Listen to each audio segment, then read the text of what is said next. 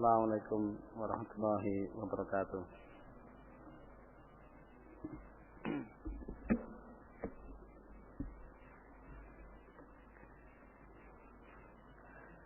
Innal hamdalillah nahmaduhu wa nasta'inuhu wa nastaghfiruh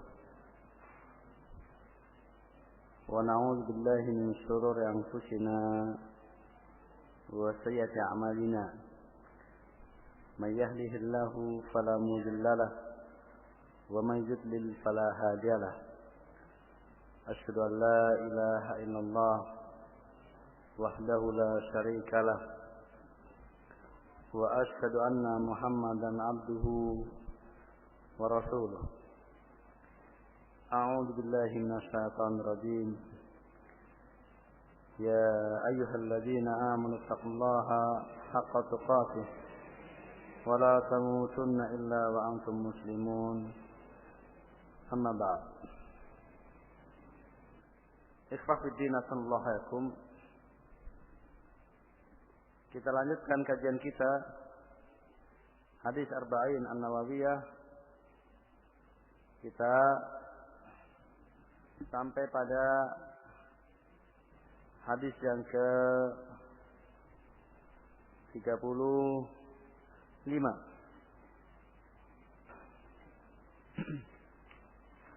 Hadis yang ke-35 An Abi Hurairah radhiyallahu anhu qala Rasulullah sallallahu alaihi wasallam. Dari sahabat Abu Hurairah semoga Allah meridainya, beliau berkata, Rasulullah sallallahu alaihi wasallam telah bersabda, la tahasadu, janganlah kalian saling berhasad, wala tanajasu, janganlah kalian saling bernajas. Itu saling membuat tipu daya, membuat makar terhadap sesama saudaranya, membatalkan urusan saudaranya dengan cara tipu daya atau makar. Wala tabaghadu, dan janganlah saling membenci. Wala tadabaru, jangan saling membelakangi. Wala yabi' ba'dukum ala bai' ba'din, dan janganlah kalian membeli yang merupakan pembelian saudaranya. Wa kunu ibadallahi ikhwana, dan jadilah kalian semua sebagai hamba Allah yang bersaudara. Al-muslimu akhul muslim, seorang muslim adalah saudara bagi muslim yang lainnya. La yadlimuhu, tidak menganiayanya. Wala yakhduluhu, dan tidak menelantarkannya. Wala yakdzibuhu, tidak berkata dusta kepadanya. Walayah, atau tidak mendustakannya. Walayahkiruhu, dan tidak menghinakannya. At-taqwa hahuna, takwa itu di sini. Wa yashiru ila sadrihi salasa marat, beliau mengisyaratkan kepada dadanya dan mengatakannya 3 kali, at-taqwa hahuna, at-taqwa hahuna, at-taqwa hahuna. Bihasbi mri'in minasyarri, cukuplah seseorang dikatakan dia jelek. Ayah kira akahu muslim, tatkala dia merendahkan, menghinakan saudaranya yang beragama Islam. Kullul muslimi alal muslimi haramun, setiap muslim terhadap muslim yang lainnya haram. Haram apanya? Damuhu wa maluhu wa irduhu, darahnya, hartanya, dan kehormatannya. Rawahu Muslim, hadis riwayat Muslim. Ikhwah fiddin sallallahu yakum. Hadis ini hadis yang sangat penting, berisi tentang landasan bermuamalah sesama kaum muslimin. Kalau kita perhatikan keseluruhan isi hadis tersebut adalah melarang semua bentuk yang dengan bentuk tersebut terjadinya pertikaian, perselisihan dan kebencian di kalangan kaum muslimin dan dorongan perintah untuk mewujudkan segala sesuatu yang dengan itu kaum muslimin menjadi bersatu, menjadi saling mencintai satu dengan yang lainnya. Dan demikianlah ikhwatiddin azallahu yakum, kalau kemudian kita lihat syariat Islam, syiar-syiar Islam yang zahir, yang tampak, maka kita akan dapatkan bahwasanya itu semuanya akan mengarahkan kepada persatuan kaum muslimin dan mencegah perselisihan dan pertentangan di kalangan kaum muslimin. Kita lihat tentang syariat puasa, syariat salat, syariat haji.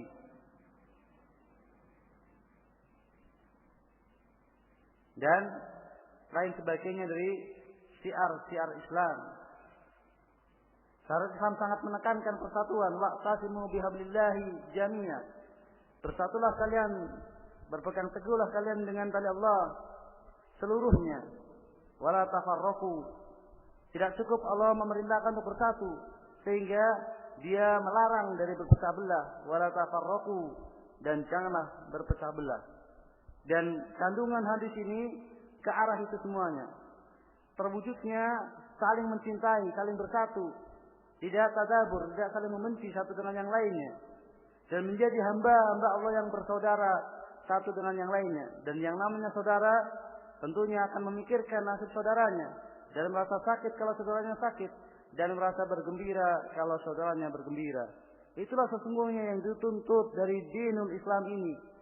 Maka adanya perpecahan dan pertentangan, pertikaian di tengah-tengah kaum muslimin, sesama muslim satu dengan yang lainnya, ini sangat tidak sesuai dengan hakikat dinul Islam. Maka upayakan untuk kemudian kembali kepada pemahaman yang benar, karena dengan memahami Islam yang benar itulah kemudian akan terciptanya persatuan dan kesatuan sesuai dengan yang dituntut oleh Allah SWT. Karena diperintah untuk wa'tasimu bihablillah, berpegang teguhlah dengan tali Allah. Bukan semata-mata persatuan, tapi persatuan di jalan Allah SWT, persatuan di atas kebenaran.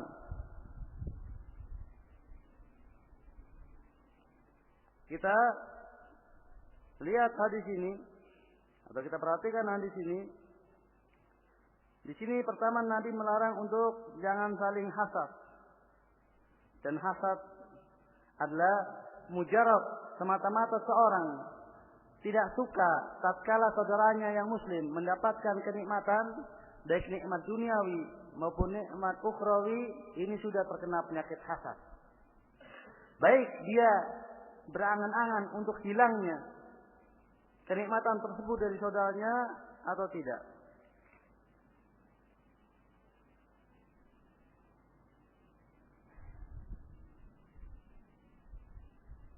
Jadi cukuplah seseorang dia ada kebencian dalam hatinya, ada tidak suka dalam hatinya, tatkala melihat saudaranya yang muslim mendapatkan kenikmatan, yang mendapatkan kesenangan duniawi atau kesenangan ukhrawi, maka dia telah terjangkit penyakit hasad.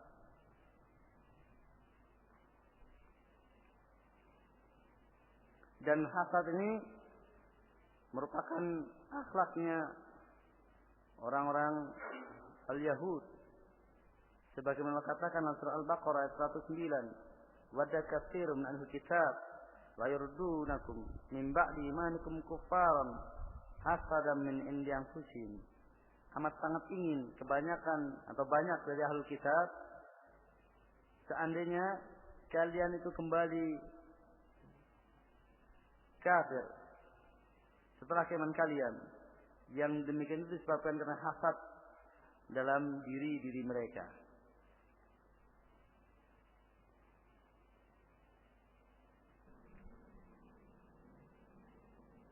Di samping hasad merupakan akhlak yang tercela, dosa, dia juga bisa menghapuskan kejelekan. Sebagaimana riwayat datang tentang hal itu. Bahwasanya hasad bisa membakar kebaikan yang dilakukan oleh seseorang. Kebaikannya bisa terhapus sesuai dengan besar kecilnya hasad yang dimilikinya. Kemudian wala tanajasu, jangan saling tanajus. Yaitu melakukan upaya tipu daya terhadap saudaranya. Seperti tanajus dalam jual beli, yaitu dia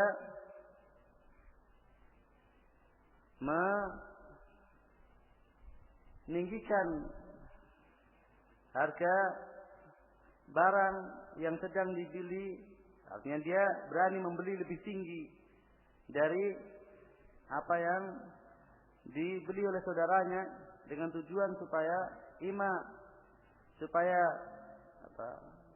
padahal hakikatnya dia tidak ingin beli, supaya dia mendapatkan kerugian dengan membeli barang jauh lebih mahal dibandingkan harga yang sesungguhnya. Ada saudaranya menawar 200, kemudian dia beli, bilang kepada pembelinya, nah, kalau saya berani 500. Maka kemudian saudaranya menjadi, ya sudahlah 600 ini saya beli. Padahal dia tidak ada keinginan untuk membeli sama sekali, tapi sekedar untuk kemudian memperdaya saudaranya.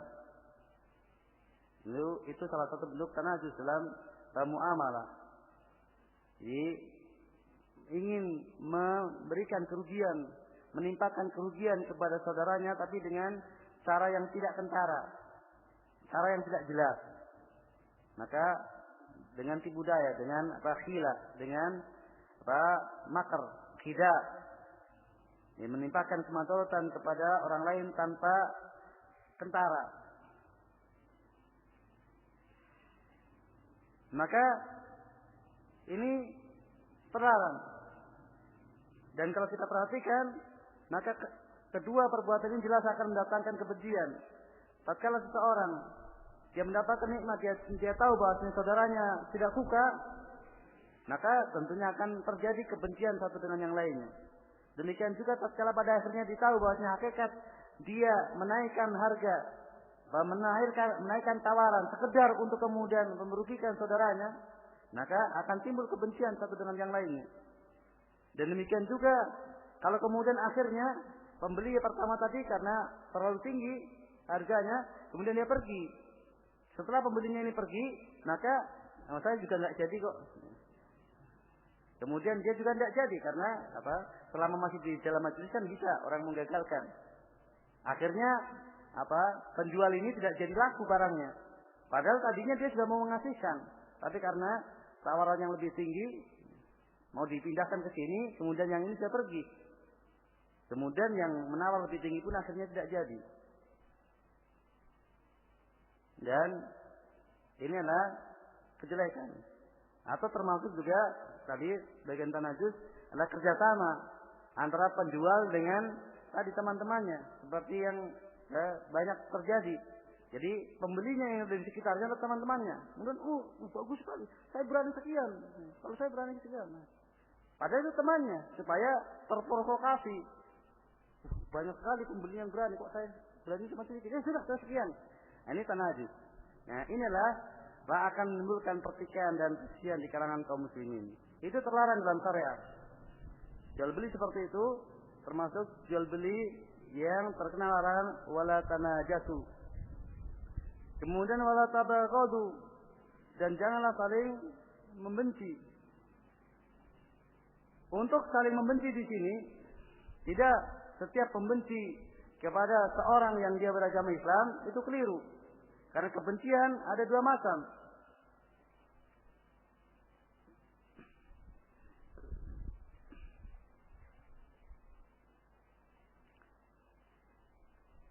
Kebencian dikarenakan agama, maka kebencian seperti ini boleh, bahkan wajib. Membenci seseorang karena jeleknya agamanya, maka yang seperti ini wajib.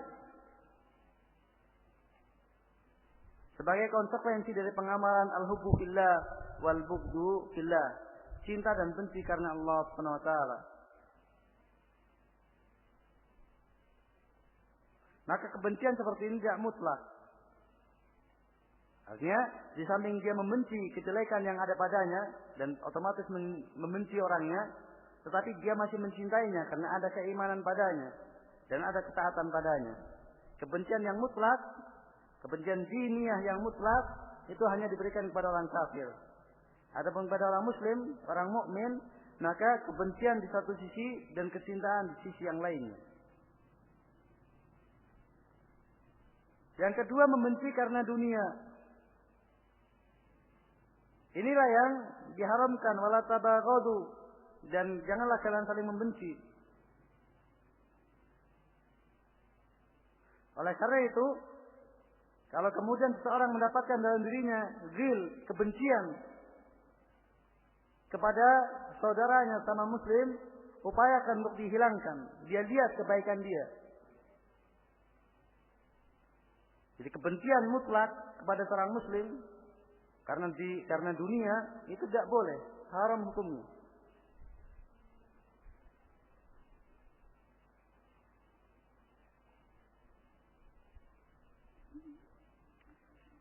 Maka Nabi Shallallahu Alaihi Wasallam bersabda,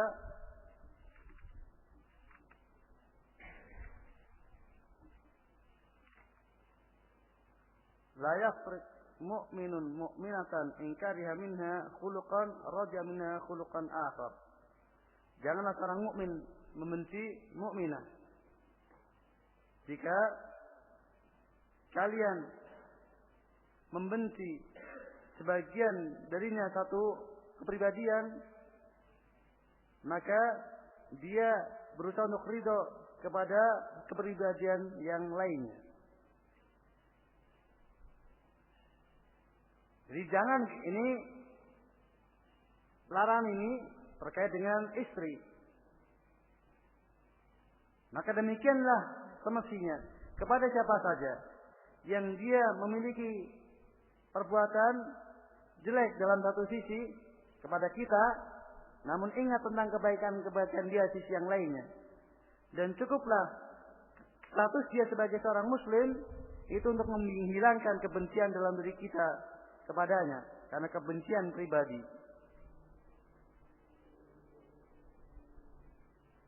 Kemudian wala tadabaru, dan janganlah saling membelakangi.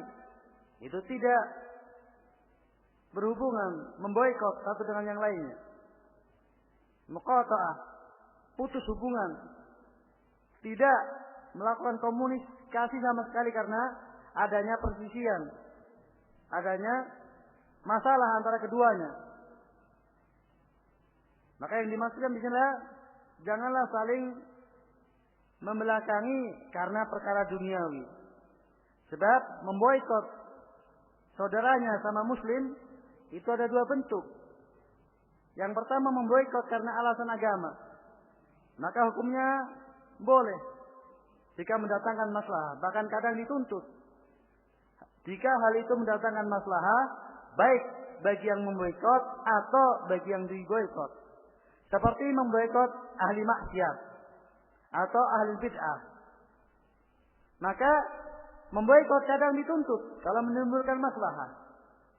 Sebagaimana Rasulullah Sallallahu Alaihi Wasallam memboikot berhari-hari, bahkan memerintahkan kepada kaum muslimin untuk memboikot 3 orang sahabatnya, Ka'ab bin Malik dan 2 yang lainnya, yang tertinggal dalam satu perang tanpa alasan yang syar'i.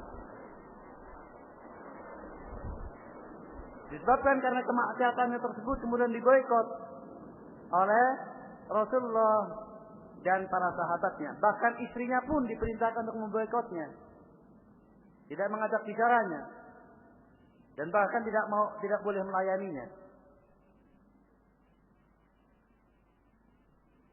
Sebagai hukuman ini kalau mendatangkan maslahah dan betul-betul memang pengaruh boikot Rasulullah mendatangkan maslahah, mereka semuanya bertobat kepada Allah Ta'ala dengan taubatan yang jujur, yang bersih, sampai kemudian Allah Ta'ala ceritakan tentang taubat mereka dalam firman-Nya. Maka ikhwah fillah azanallahu wa iyyakum, Saya ingatkan kepada kita semuanya.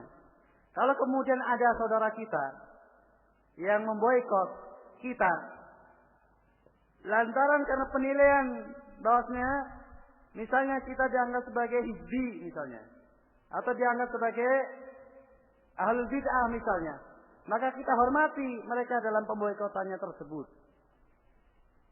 Karena itu konsekuensi dari tuntutan din. Mereka menganggap bahwasanya itu bermaslahah, baik bermaslahah bagi mereka, karena mereka khawatir akan syubhatnya misalnya. Ini ahlus syubhat, atau bermaslahah bagi kita supaya meninggalkan bid'ahnya atau meninggalkan hizbiyahnya misalnya. Maka koreksi, kita mengoreksi diri tatkala kemudian diboikot dengan alasan karena dianggap sebagai pengikut ahlul bid'ah atau pengikut hizbiyah. Kalau kemudian tuduhan tersebut tidak benar, tidak beralasan, maka sampaikan bahwasanya tidak punya alasan sama sekali. Jadi jangan disalahkan dari sisi memboikotnya, karena memboikot orang yang menyimpang misalnya. Tapi salahkanlah dari sisi kalau ternyata itu tidak benar.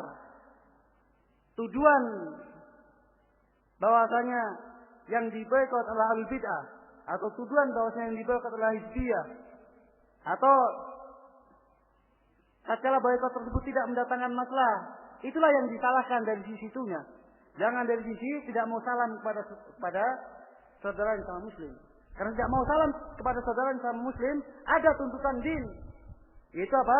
Tatkala itu dalam rangka menegakkan hajar, memboikot, agar meninggalkan bid'ahnya, atau meninggalkan hizbiyahnya, atau meninggalkan kemaksiatan. Namun ingat, sekarang permasalahan adalah betulkah bahwasanya yang diboikot adalah hizbi atau mubtadi atau ahli maksiat? Itu yang pertama. Yang kedua, betulkah boikot tersebut mendatangkan maslahah? Memang sudah tuntutannya harus diboikot. Maka kedua pertanyaan ini yang harus kemudian dijawab terlebih dahulu bagi siapa yang melakukan pemboikotan kepada sesama saudara muslim terkait dengan pemboikotan karena agama.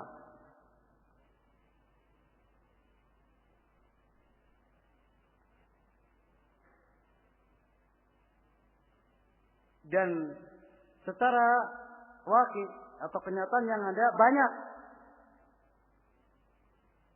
yang melakukan pemboikotan secara serampangan tanpa melihat pertama tentang hakikat orang yang diboikot tersebut,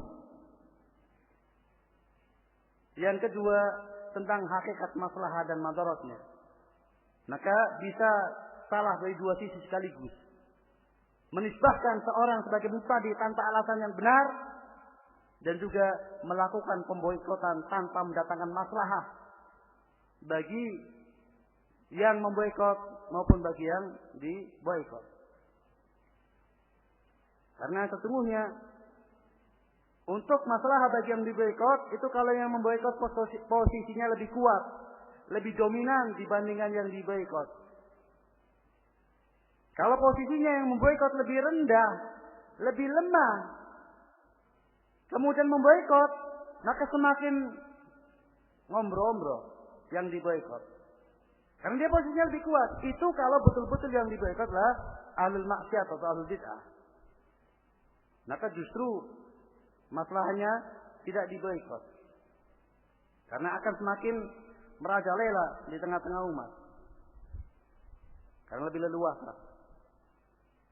Kalau masalahnya bagi yang memboikot, maka juga harus lihat-lihat. Jangan-jangan salah sasaran dalam memboikot. Sesungguhnya dia membawa ilmu, tapi karena gara-gara dia memboikot, justru dia tidak mendapatkan ilmu dari orang yang membawa ilmu tersebut. Dia mengurung diri di rumah, tinggal dengan kebodohan, kejahilan. Karena tidak ada taklim, kecuali dari orang-orang yang dianggap sebagai hizbi.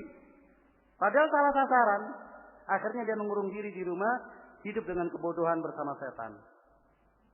Maka waspadalah. Hati-hatilah dalam berbuat, karena setan itu akan masuk kepada seseorang dari jalan mana saja. Maka waspada terhadap semua tipu daya setan.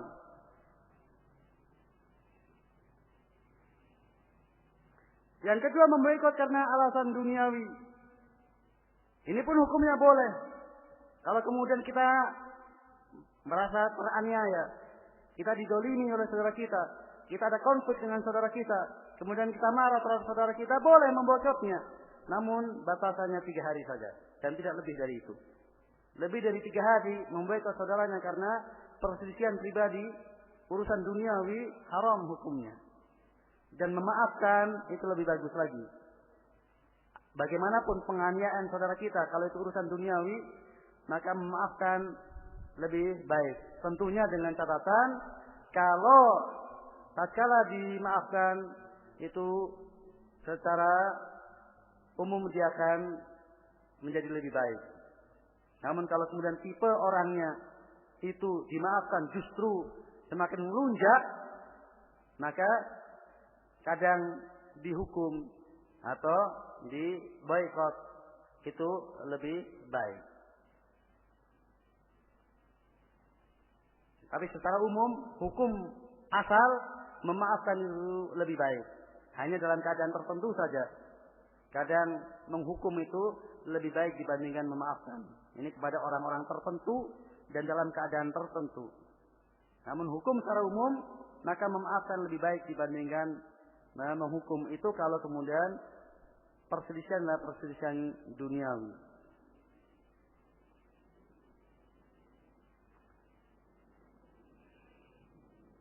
Kemudian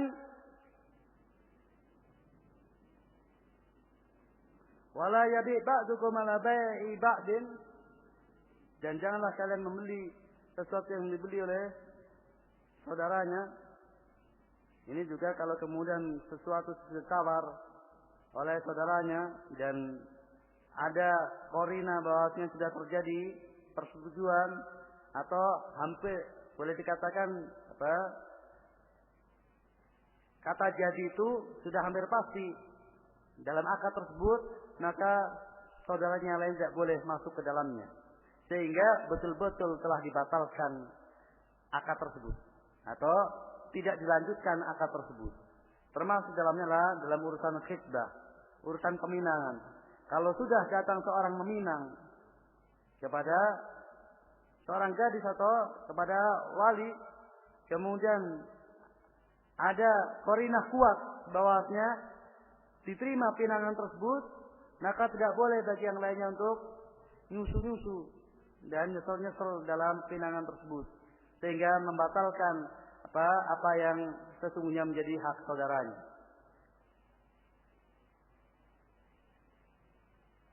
Wa kunu ibadallahi ikhwana, jadilah hamba Allah yang bersaudara. Dan antum semuanya tahu apa sesungguhnya tuntutan dari saudara. Dan demikianlah karena hakikatnya bahwa innamal mu'minuna ikhwah. Ini kepada kaum muslimin secara umum berlaku hukum-hukum demikian. Maka lebih khusus lagi kepada kaum mukminin yang khusus.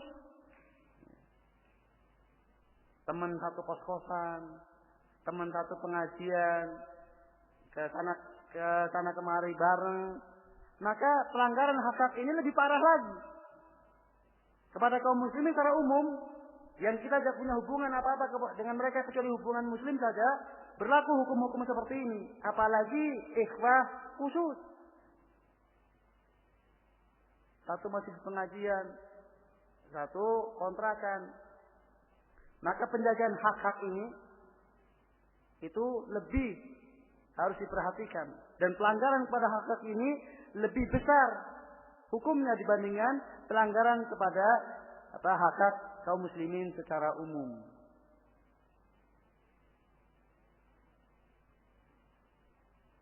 Maka mohon diperhatikan bagi semuanya. Dan demikianlah karena muslim adalah saudara muslim yang lainnya, maka tidak boleh menganiayanya, tidak boleh menelantarkannya. Itu dengan membiarkan dia dalam kebinasaan, tidak kemudian menariknya atau menyelamatkannya dari kebinasaan tersebut, tidak kemudian mendustakannya, menyatakan kepadanya dengan perkataan yang dusta, menipu dia, tidak boleh menipunya. Kemudian juga tidak merendahkannya. Karena bagaimanapun yang namanya muslim, dia punya iman, punya ketaatan. Maka cukuplah ketauhidan dia dan keimanan dia, ketaatan dia itu untuk kemudian dia dimuliakan. Maka sama sekali tidak boleh menghinakan seorang muslim yang lainnya. Dan hukumnya berat dan itu termasuk kesombongan. Karena itu termasuk kesombongan. Al-kibru batrul haq wa ghamdun nas. Sombong adalah menolak kebenaran dan merendahkan orang lain. Kemudian Nabi SAW menjelaskan hakikat takwa. Banyak takwa letaknya dalam hati. Karena hati adalah kendali bagi zahir. Kalau hati baik, maka baiklah seluruh zahirnya. Kalau zahirnya baik, belum tentu itu menunjukkan hatinya baik. Asal takwa adalah fil qalb, di dalam hati. Dan beliau katakan cukuplah seorang muslim, seorang itu jelek tatkala dia merendahkan saudaranya muslim yang lainnya. Karena bagaimanapun juga yang namanya muslim itu haram untuk dinodai hartanya, dinodai kehormatannya, apalagi ditumpahkan darahnya. Dan demikian ikhwah fillah a'azzallahu yakum, nasihat dari Rasulullah sallallahu alaihi wasallam demi terciptanya kedamaian, ketentraman dalam hubungan bermasyarakat sesama kaum muslimin. Dan barang siapa yang mau melakukan nasihat Rasulullah tersebut dalam sebuah masyarakat, maka mesti masyarakat tersebut akan tentram dan damai. Masing-masing sadar tentang apa yang menjadi kewajibannya dan tidak menuntut apa yang menjadi haknya. Kalau masing-masing menunaikan apa yang menjadi kewajibannya, maka pasti setiap pemilik hak akan mendapatkan apa yang menjadi haknya. Dan kalau setiap pemilik hak sudah mendapatkan apa yang menjadi haknya, maka tidak ada lagi sudah perselisihan, pertengkaran, dan permusuhan satu dengan yang lainnya.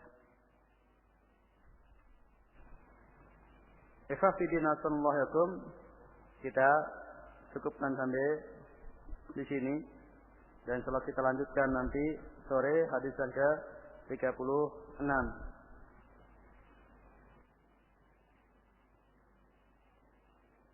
Tentang ada pertanyaan tentang hadis Nabi sallallahu alaihi wasallam, "Idza qala rajul li akhihi ya kafir faqad ba'a ila ahadihima." Apabila seorang mengatakan kepada saudaranya ya kafir, maka tujuan kafir itu kembali kepada salah satu di antara keduanya. Ima kepada yang tuduh, ima kepada yang menuduh. Maka ini juga termasuk hadis-hadis yang seperti tadi sudah saya jelaskan, yaitu yang kufrun duna kufrin. Jadi itu termasuk perbuatan kufur, maka kekufuran kembali kepadanya. Kufrun duna kufrin. Kalau ternyata yang dituduh tidak benar, maka dialah yang telah berbuat kekufuran dengan tujuannya tersebut, menuduh saudaranya kafir. Demikian yang dipahami oleh Imam Abu Isi Al-Hanafi tatkala membawakan asar ini dalam hadis-hadis yang terkait dengan penyebutan kufur terhadap apa yang telah dikatakan oleh seorang muslim atau yang diperbuat oleh seorang muslim. Ikhwafidina sallallahu yakum, dan kita lanjutkan nanti sore, kemudian sisanya kita lanjutkan pada hari Kamis, dan nanti pokoknya kita upayakan untuk selesai hari Kamis, dan mohon maaf kalau kemudian mungkin besok kita menambah waktu sedikit yang siang demi menyelesaikan hadis. Jadi yang siang kita selesaikan hadis 22, 23, 24. Kemudian sorenya kita selesaikan apa yang belum selesai nanti sore. Bismillah. Demikian, subhanakallahumma wa bihamdika asyhadu an la ilaha illa anta astaghfiruka wa atubu ilaik. Assalamualaikum warahmatullahi wabarakatuh.